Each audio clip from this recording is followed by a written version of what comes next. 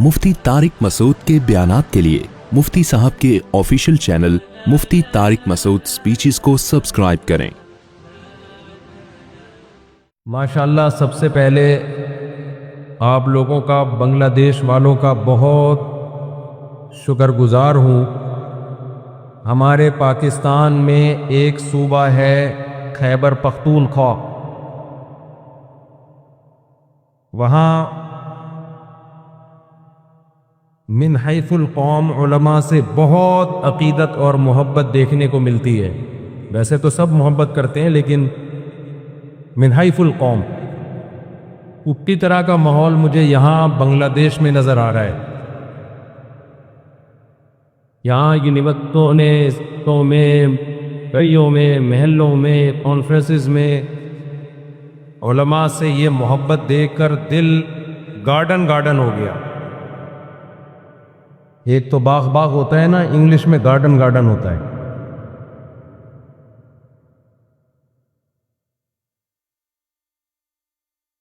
مجھے بیان کے لیے 15 سے 20 منٹ دیے گئے ہیں۔ 15 سے 20 منٹ میں آپ کے سامنے بات رکھوں گا اور بات مکمل کرنے کی انشاءاللہ کوشش کروں گا۔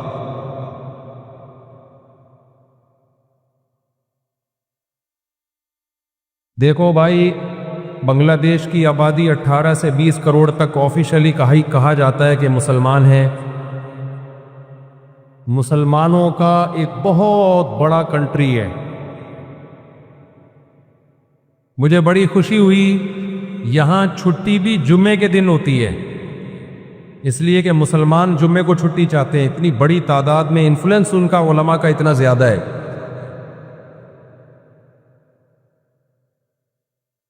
یہ ہلکی بات نہیں ہے کہ اسلام کے رشتے کی بیس پہ اللہ نے ہم کو ایک جان بنایا ہوا ہے۔ اگر اس پروگرام میں آپ کسی گلوکار کو بلاتے، ایکٹریس کو بلاتے، تو شاید یہ محبت کے جذبات دیکھنے کو نہ ملتے۔ میں تو علماء کی جوتیوں کی خاک کے برابر بھی نہیں ہوں، لیکن ایک نسبت ہے، تو آج اس نسبت کی محبت آج ماشاءاللہ نظر آ رہی ہے۔ یہاں جتنے علماء بیٹھے ہوئے ہیں، میں ان سب سے بہت معافی چاہتا ہوں۔ میں ان کے مقام اور مرتبے کا نہیں ہوں، مجھے تو سوشل میڈیا نے مشہور کر دیا۔ باقی آپ کے ملک میں بہت بڑے بڑے علماء ہیں، بہت بڑے بڑے۔ مفتی عبدالسلام چاٹگامی رحمہ اللہ تعالی، کل ہم ملاقات کر کے آئے ہیں پرسوں حضرت مفتی شہید اللہ صاحب سے۔ ان کے علاوہ بھی بنگلہ دیش علماء طلباء کی سرزمین ہے۔ اور یہ خوب سمجھ لیں، حضرت حکیم اختر صاحب رحمہ اللہ تعالی ایک بات بیان کیا کرتے تھے۔ وہ لوگوں سے پوچھتے تھے کہ بتاؤ ٹماٹر کس کے پاس سے ملے گا؟ لوگ کہتے تھے ٹماٹر والے کے پاس سے۔ ایسا ہی ہے نا، سائیکل پہ جو پنچر لگاتا ہے اس کے پاس اگر آپ ٹماٹر لینے کے لیے چلے جاؤ تو ٹماٹر ملے گا، چماٹا ملے گا وہاں پہ آپ۔ ایسا ہی ہے نا، علاج انجینئر کے پاس ملے گا، انجینئروں کے پاس، یا ڈاکٹروں کے پاس بیماری کا علاج۔ آپ اپنی گاڑی لے کر گئے کسی میکینک کے پاس، گاڑی خراب ہو گئی تھی، میکینک نے وہ گاڑی ٹھیک کر دی، آپ بڑے خوش ہوئے۔ کل آپ کا گردہ خراب ہوا، آپ اسی میکینک کے پاس پہنچ گئے کہ میرا گردہ بھی ٹھیک کر دے۔ میکینک کہے گا بھائی میں نے گاڑی ٹھیک کی ہے، آپ کو یار جو بندہ گاڑی ٹھیک کر سکتا ہے وہ میرا گردے کا پنچر بھی لگا سکتا ہے، گاڑی میرا گردہ بھی ٹھیک کر سکتا ہے۔ ایسی باتیں اگر آپ کرو گے تو واجب الچماٹ ہوگے کہ نہیں ہوگے؟ اردو میں چماٹ کا مطلب تو پتہ ہے نا، چماٹا۔ ایک ہوتا ہے واجب القتل، ایک ہوتا ہے واجب التعزیر، تعزیر جس پر لگائی جاتی ہے سزا۔ ایک لفظ ایک نیا مارکیٹ میں آیا، واجب الچماٹ۔ تو آپ اپنا گردہ ٹھیک کرانے کے لیے میکینک کے پاس چلے گئے تو واجب الچماٹ ہوگے کہ نہیں ہوگے؟ چماٹ تو کم از کم بنتا ہے نا۔ تو ٹماٹر ملے گا ٹماٹر والوں کے پاس، خربوزہ ملے گا خربوزے والوں کے پاس، اللہ ملے گا اللہ والوں کے، دین کا علم ملے گا علماء کے پاس، علم والوں کے پاس۔ یہ اس زمانے کا بہت بڑا فساد ہے کہ جو جس کام کا اہل نہیں ہے اسے وہ کام سونپا جا رہا ہے، اس کو وہ کام دیا جا رہا ہے۔ دیکھو ہم علماء کے محتاج کیوں ہیں؟ جب تک آپ کا تعلق یہاں بنگلہ دیش میں فرقواریت بھی بہت کم ہے، نہ ہونے کے برابر، 99.9% علماء فقہ حنفی کو فالو کرتے ہیں صدیوں سے، جب سے اسلام آیا ہے۔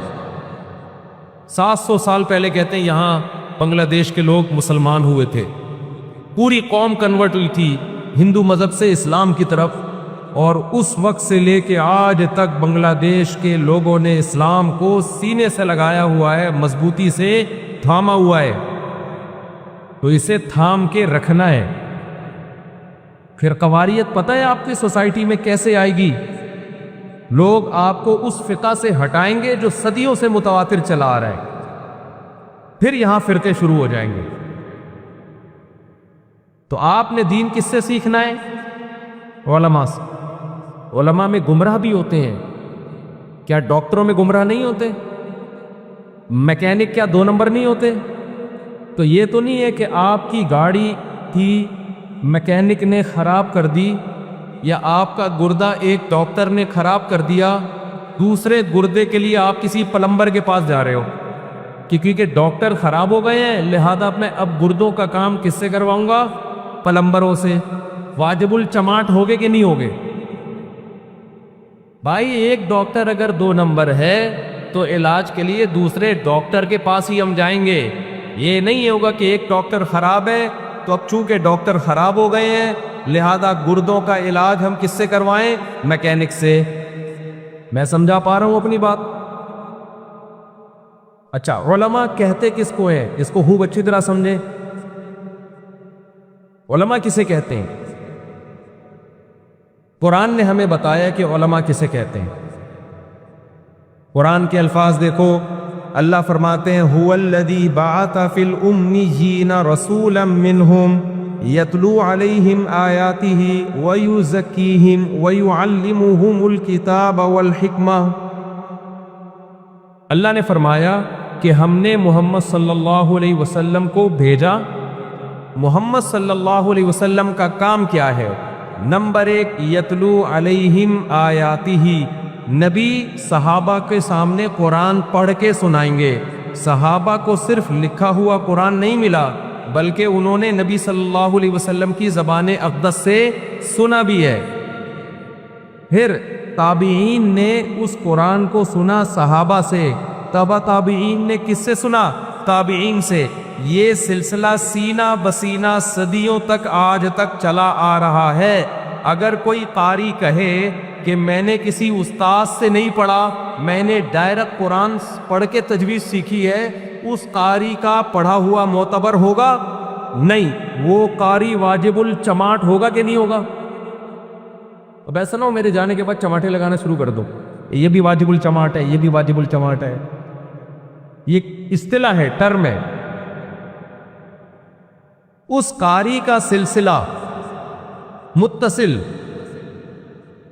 نبی صلی اللہ علیہ وسلم تک پہنچنا ضروری ہے۔ وہ قاری کہے گا میں نے اپنے استاذ کو ایسے سنا، اس استاذ نے اپنے استاذ سے ایسے سنا، ہوتے ہوتے ہوتے ہوتے کہاں تک پہنچے گا یہ سلسلہ؟ نبی صلی اللہ علیہ وسلم تک۔ اللہ نے اپنے نبی کے ذمہ دوسرا کام کیا لگایا؟ وَيُعَلِّمُهُمُ الْكِتَابَ۔ نبی صلی اللہ علیہ وسلم صحابہ کو کتاب پڑھائیں گے بھی اور سکھائیں گے بھی۔ اب بتاؤ قرآن جو ہے یہ اردو یا بنگلہ دیشی زبان میں نازل ہوا تھا یا عربی میں نازل ہوا؟ عربی میں۔ اور صحابہ کی مدر لینگویج کون سی تھی؟ عربی تھی۔ تو ان کو کیا ضرورت تھی کہ نبی ان کو قرآن سکھائیں؟ بھائی قرآن تھا، وہ پڑھ کے سیکھ جاتے، ان کے لیے تو آسان تھا نا۔ آج بہت سے لوگ کہتے ہیں ہم نے کسی استاد سے نہیں پڑھا دین کا علم، ہم نے کتابیں پڑھ کے خود علم حاصل کیا ہے، خود کتابوں سے ہم نے ڈائریکٹ سیکھا ہے۔ بھائی کتابوں سے، کتاب میں سب سے بڑی کتاب قرآن ہے. قرآن کہہ رہے صحابہ ڈائریکٹ قرآن سے نہیں سیکھیں گے بلکہ ان کو سکھائیں گے محمد صلی اللہ علیہ وسلم. اگر محمد صلی اللہ علیہ وسلم صرف کتاب دے کے چلے جاتے، قرآن سکھاتے نہیں، تو کیا صحابہ کو قرآن آ جاتا؟ نہیں آتا. اب مجھے ایک بات بتاؤ، جب صحابہ قرآن سیکھنے میں نبی کے محتاج تو تابعین ڈائریکٹ قرآن سیکھ سکتے ہیں؟ یقیناً وہ صحابہ کے محتاج. پھر تبع تابعین کس کے محتاج؟ تابعین کے. تو ہمارا جو قرآن کا سلسلہ ہے دینی مدرسوں میں جو ہم تفسیر پڑھتے ہیں پڑھاتے ہیں، یہ سلسلہ بھی استاذ در استاذ در استاذ، ٹیچر در ٹیچر ہوتے ہوتے کہاں تک پہنچتا ہے؟ نبی صلی اللہ علیہ وسلم تک. جس شخص کا یہ سلسلہ نبی تک نہ پہنچے اس کا قرآن کی تفسیر کرنا اور لوگوں کو سمجھانا وہ قابل اعتبار نہیں ہے، اور ایسا شخص واجب الجماعت. تیسری چیز، وَيُعَلِّمُهُمُ الْكِتَابَ وَالْحِكْمَةَ، نبی نے قرآن کے علاوہ بھی چیزیں سکھائی ہیں جس کو حکمت کہا ہے قرآن نے، وہ حدیث ہے. نبی صلی اللہ علیہ وسلم نے حدیث صحابہ کو سکھائی، صرف پڑھائی نہیں ہے بلکہ سکھانا الگ چیز ہے، پیش کرنا الگ چیز ہے. پیش کرنے کا مطلب ہوتا ہے الفاظ صحابہ کو بتا دیے، صحابہ نے وہ الفاظ آگے پہنچا دیے. نا نا نا نا نا، اتنا کافی نہیں ہے. حدیث کے الفاظ اسلام کو سمجھنے کے لیے کافی نہیں ہے، بلکہ ان الفاظ کی وہ تشریح ہوگی جو نبی صلی اللہ علیہ وسلم نے کی، پھر صحابہ نے نبی سے لی، پھر تابعین نے صحابہ سے لی، تبع تابعین نے تابعین سے لی. یہ سلسلہ بھی حدیث کے استاذوں کا سند متصل کے ساتھ چلتا ہوا آج تک علماء میں الحمدللہ موجود ہے. تو انہی علماء کا علم معتبر ہوگا تو قرآن و سنت کو اپنے استاذ سے سیکھیں، اس استاذ نے اپنے استاذ سے، اور وہ یہ سلسلہ ہوتے ہوتے کہاں تک پہنچ رہا ہو؟ نبی صلی اللہ علیہ وسلم تک. اگر بیچ میں کوئی نیا اسکالر مارکیٹ میں آتا ہے جو کہ آج کل ہول سیل کے حساب سے آ رہے ہیں اور وہ کہتا ہے میں خود سے سمجھتا ہوں، میں کسی سے سیکھتا نہیں ہوں، میں نے خود قرآن و سنت کو اپنی عقل سے سمجھا ہے، تو سمجھ لو مارکیٹ میں ایک نیا فرقہ لانچ. میں نہیں کہہ رہا مولویوں میں علماء میں 2 نمبر نہیں ہوتے. بھائی اگر 2 نمبر ہوتے تو 1 نمبر کو تلاش کرو، 1 نمبر بھی ہوں گے. یہ نہیں ہو سکتا. دیکھو نبی صلی اللہ علیہ وسلم سے صحابہ نے پوچھا، نبی نے فرمایا میری امت میں 73 فرقے ہوں گے، 72 جہنمی اور 1 جنتی. صحابہ نے پوچھا یا رسول اللہ وہ جنتی فرقہ کون سا ہوگا؟ ہمارے نبی اگر اس فرقے کا نام بتا دیتے تو کیا ہوتا؟ ہمارے نبی بتا دیتے اس فرقے کا نام شیعہ ہوگا، ہم سب کیا رکھ لیتے اپنا نام؟ شیعہ. ہمارے نبی کہہ دیتے اس فرقے کا نام بریلوی ہوگا، ہم سب اپنا نام کیا رکھ لیتے؟ میں ابھی ہری پگڑی پہن کے آپ کے سامنے خطاب کرتا اور صلو علی الحبیب بار بار بول رہا ہوتا. اچھی بات ہے، صلو علی الحبیب تو بولنا چاہیے، اور بھی بہت کچھ کرتا، بھی میں سب کچھ کھلے میں نہیں بتاؤں گا. سب کچھ بتا دیا تو واجب الجماعت بن جاؤں گا میں خود. اگر نبی بتا دیتے وہ فرقہ دیوبندی ہوگا تو ہم سب اپنا نام کیا رکھ لیتے؟ دیوبندی. اگر نبی کہتے وہ فرقہ اہل حدیث ہوگا تو ہم سب اپنا نام کیا رکھ لیتے؟ اہل حدیث. اگر نبی کہتے وہ سلفی ہوگا ہم سب کیا ہوتے؟ نبی نے نام نہیں بتایا کیونکہ نام رکھنے پر گورنمنٹ کی طرف سے کوئی پابندی نہیں ہے. سارے باطل فرقے نام بڑا خاندانی رکھتے ہیں، سلیکٹڈ چن کے نام رکھتے ہیں. جو سب سے بڑا فسادی ہوگا وہ اپنا نام امن خان رکھ لے گا. ہمارے میں ایک بندہ آیا ایسا باریک سا، بالکل ایک ہوتا ہے دبلا اور ایک ہوتا ہے باریک. تمیز اتارے تو ایکس رے کرنے کی ضرورت ہی نہیں، رپورٹ نظر آئے. نام کیا رکھا ہوا ہے؟ قیامت خان. اندازہ لگا ہوا. نام تو کوئی بھی رکھ لے گا، سب نے اپنا نام. جو منکرین حدیث ہیں، حدیث کے حجت ہونے کا انکار کرتے ہیں، کتنے بڑے مجرم ہیں. نام کیا رکھا ہے؟ اہل قرآن. کہتے ہیں ہم قرآن کو مانتے ہیں. حالانکہ جو حدیث کا انکار کرتا ہے وہ قرآن کو بھی نہیں مانتا، لیکن نام کیا رکھا ہوا ہے؟ اہل قرآن. ناموں میں کچھ نہیں رکھا. اگر لیبل سے متاثر ہونا ہوتا نا تو مکھیاں متاثر ہوتی. میں بار بار ایک واقعہ بیان کرتا ہوں. ایک آدمی نے چاول کی بوری، چینی کی بوری پہ دکان میں چاول لکھا ہوا تھا. کسی نے بولا اندر اس میں چینی ہے، باہر لکھا ہوا ہے چاول. کہتے ہیں مکھیوں کو دھوکہ دینے کے لیے. تو مکھیاں اس لیبل سے دھوکے میں آئیں گی؟ نا نا، لیبل سے. نبی نے لیبل دیکھنے کا حکم نہیں دیا. مکھی بھی لیبل سے دھوکہ نہیں کھاتی، لیکن انسان دھوکہ کھا جاتا ہے. نام کتنا اچھا ہے اس فرقے کا. اس لیے نبی نے اس جنتی فرقے کا نام نہیں بتایا.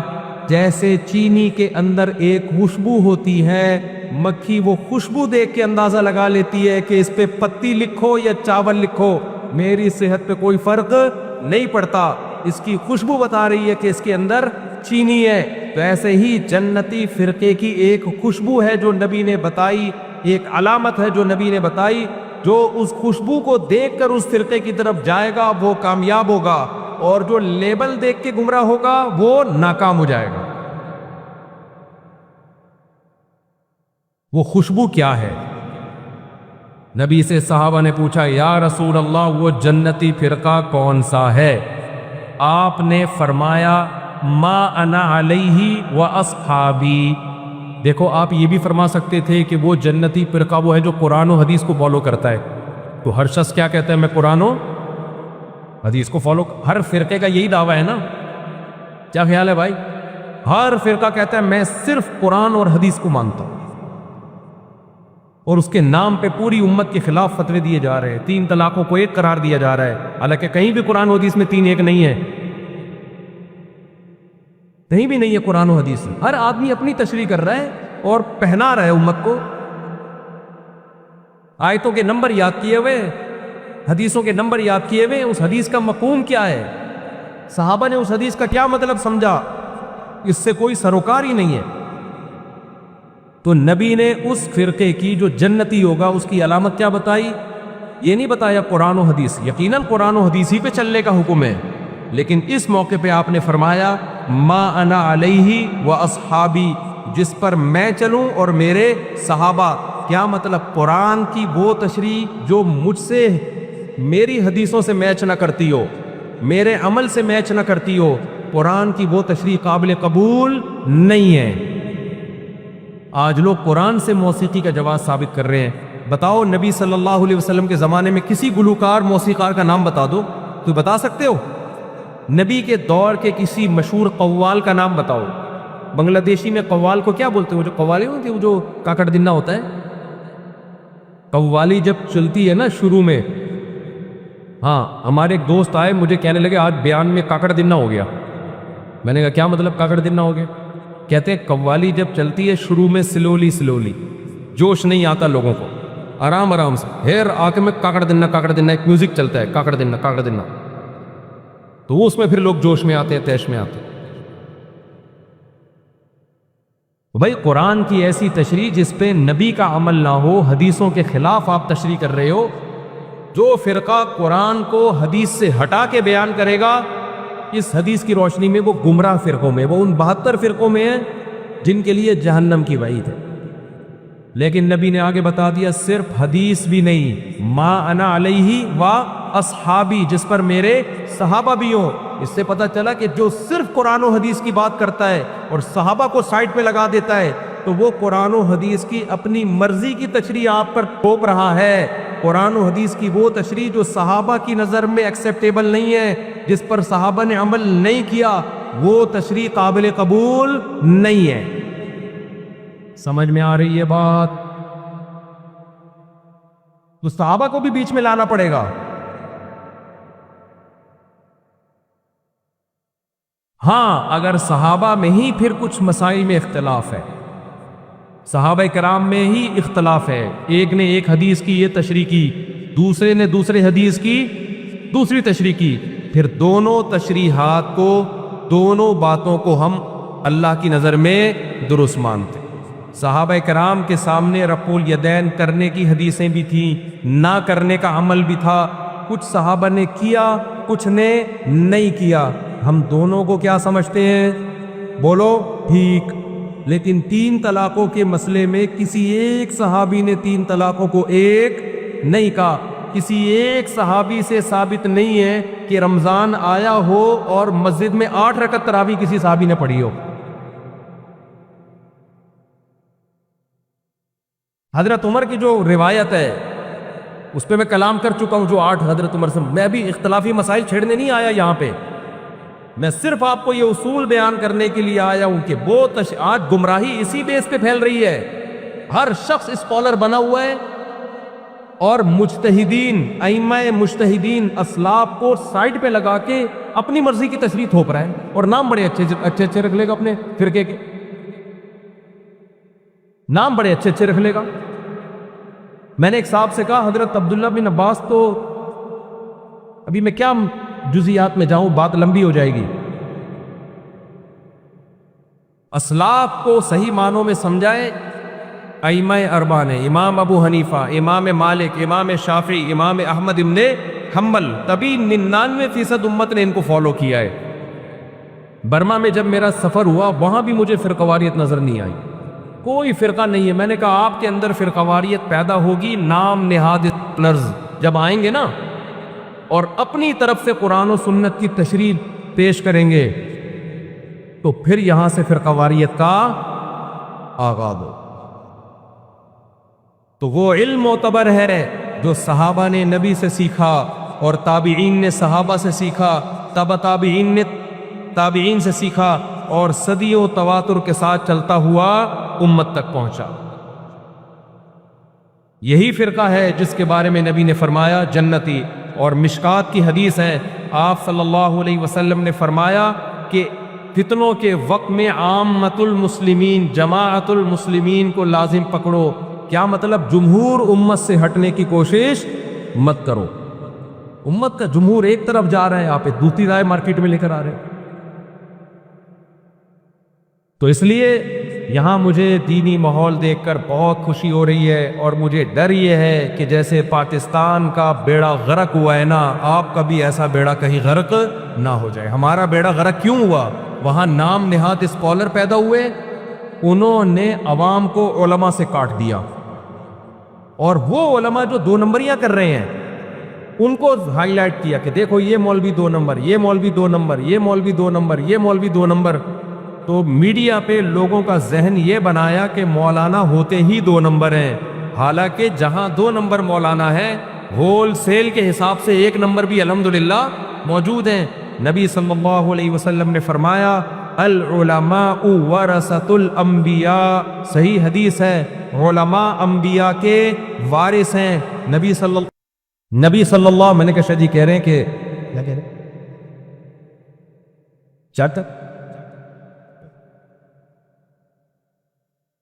نبی صلی اللہ علیہ وسلم نے ارشاد فرمایا کہ نحن معشر الانبیاء، ہم انبیاء کی جماعت وراثت میں درہم اور دنانیر دولت نہیں چھوڑتے، ہم علم چھوڑ کے جاتے ہیں۔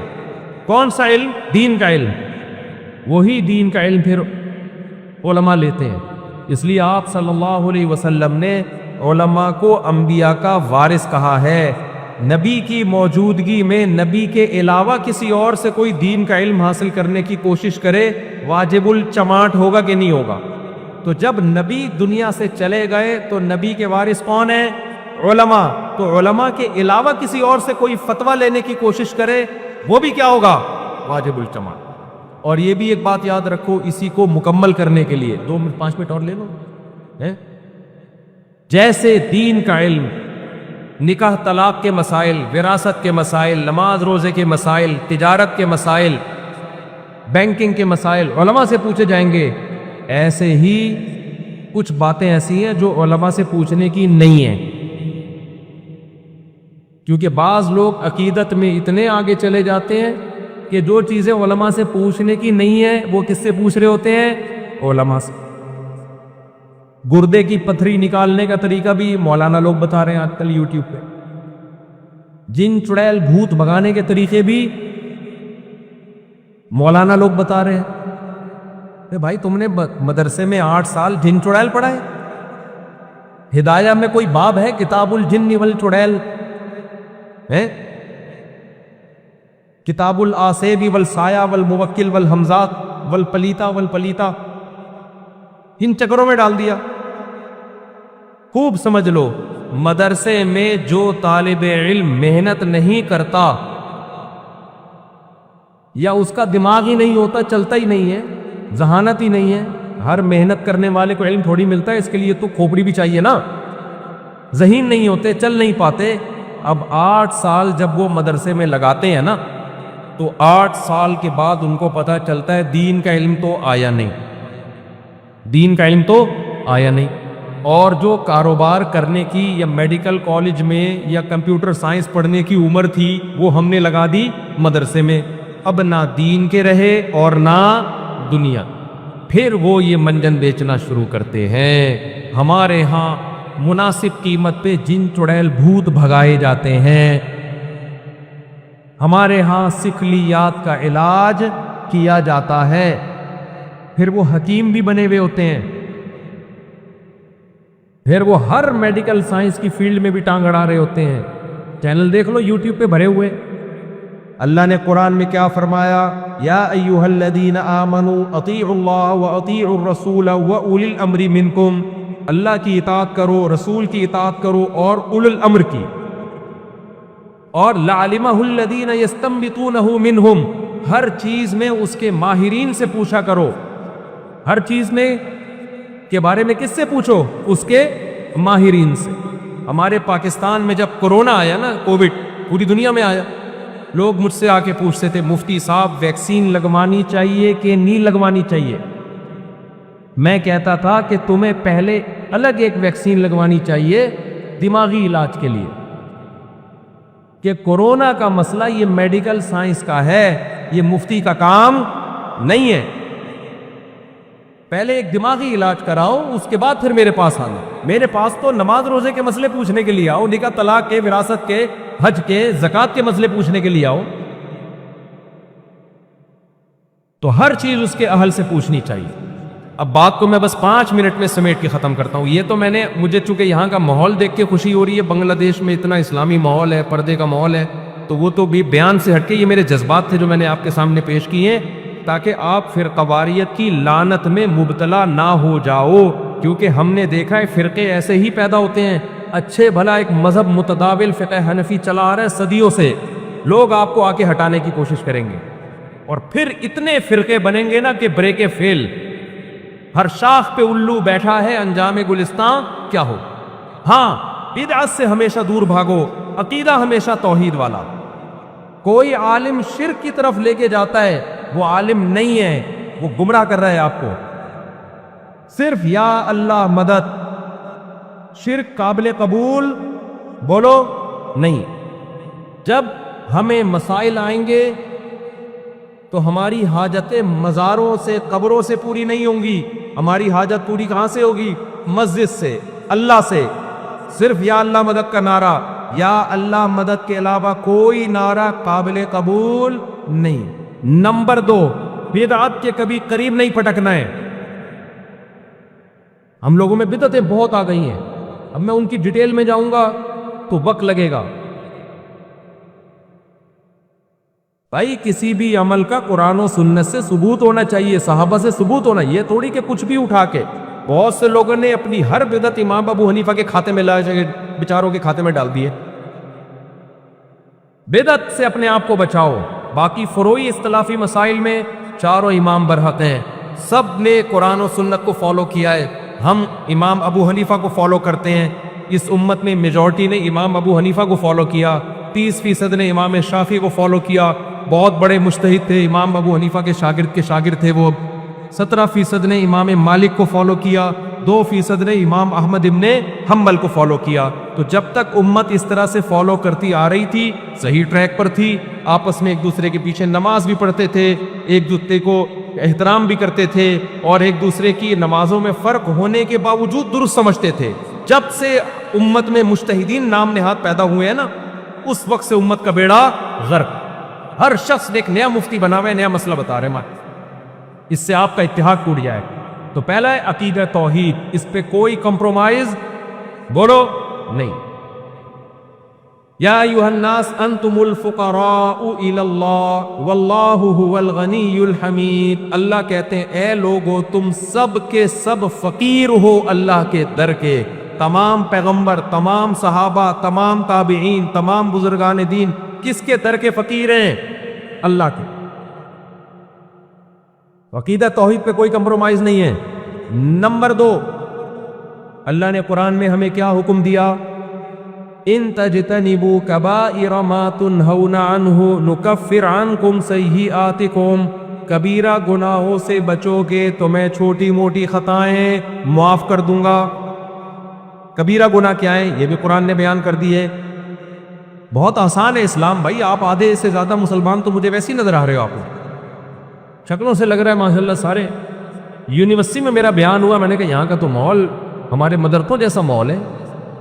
پتہ نہیں ہو سکتا ہے مجھے یونیورسٹی کے نام پہ کسی مدرسے میں نہ لے گئے ہوں. بچیاں پردوں میں بیٹھی ہوئی ہیں, اللہ مرد تھارے نیک طریق پر